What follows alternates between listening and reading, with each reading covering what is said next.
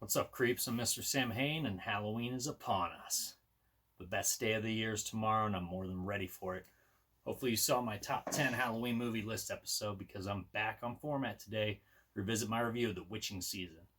Michael Ballif expanded on They Live Inside Us episode into a feature length, and I'm here to talk about his Writer in a Haunted House on Halloween film on this episode of Corner Room Creep Show.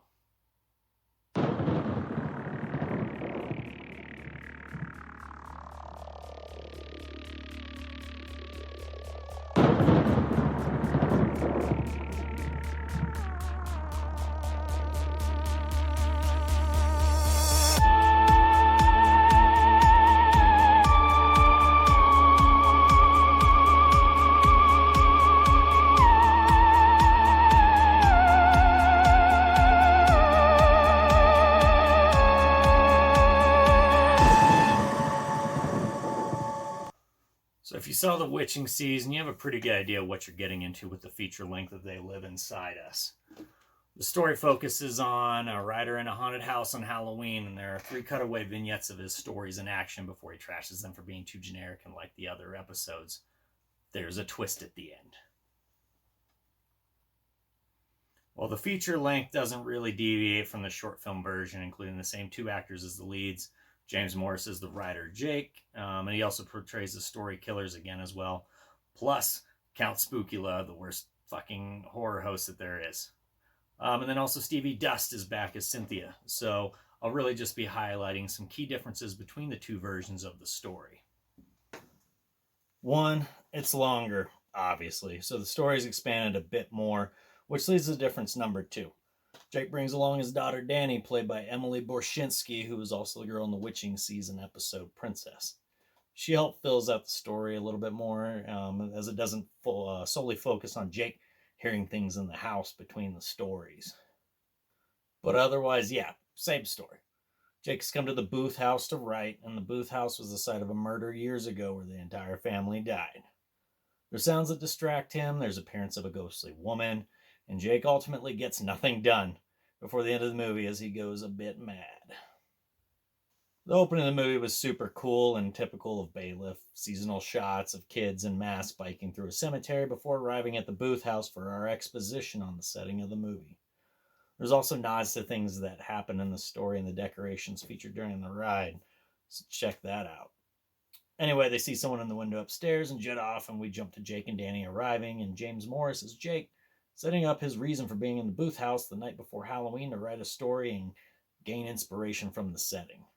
So key differences here are Danny, who has partially disabled legs from an accident. She brings some emotional moments to the story as Jake is no longer alone in the house from the get-go and has another thing to focus on or be distracted by instead of just writing. Plus, with expanded time means also expanded scares. Some are pretty effective, like one with a basement door and one scene that really gave me goosebumps, even though I knew what was coming. So, good job, Mike.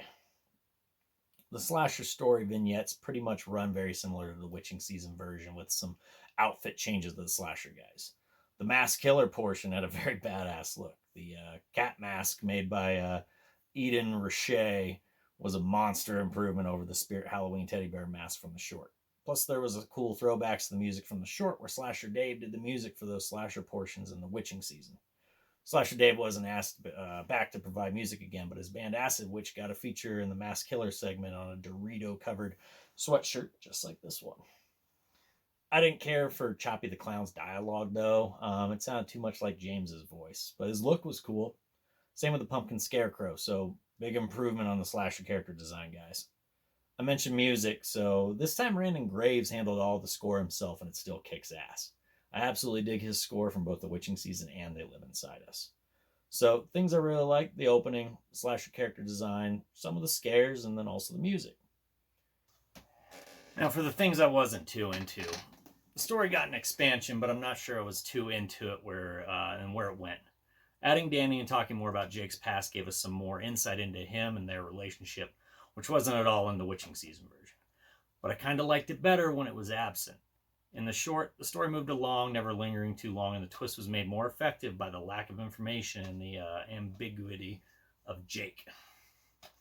The mystery revealed at the end was the big payoff. Here, the payoff is a little less surprising. but I'm not sure if that's because of the expansion and hints dropped throughout, or because I'd already seen the short film version and knew what was coming anyway. I just felt like the ending lacked its punch. I also like the slasher vignettes and the look changes made and the little callbacks they used. But I was kind of hoping on an expansion of those, and that really only came in the form of Jake revisiting him near the finale. Not a bad idea, but I wish maybe more time had been spent there. So we traded in more time there for more time spent on burning pancakes, back and forth with Danny, and James making more puzzled and disturbed faces, which was one thing I saw others not like.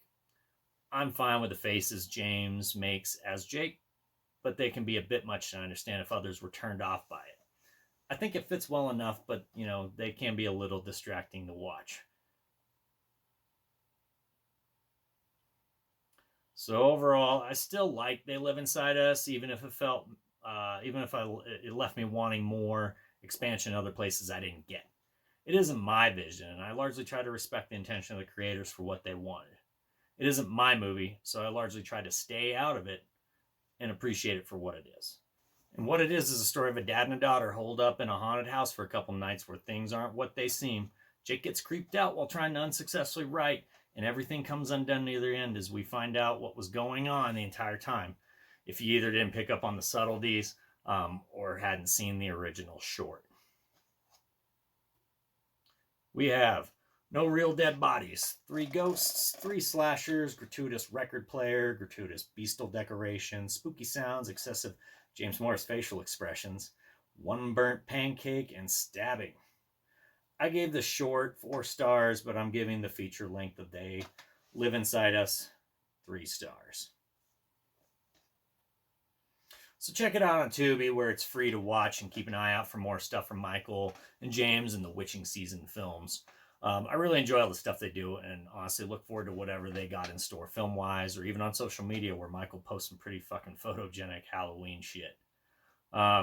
So I hope everyone has a spooky Halloween tomorrow. Maybe fits They Live Inside Us in just in time for it. I know I'm going to enjoy the shit out of tomorrow, even if it's a COVID Halloween. Nothing's going to spoil it for me. So I'm Mr. Sam Hain, Corner Room Creep Show, saying watch something new for a change. I'll see you next time.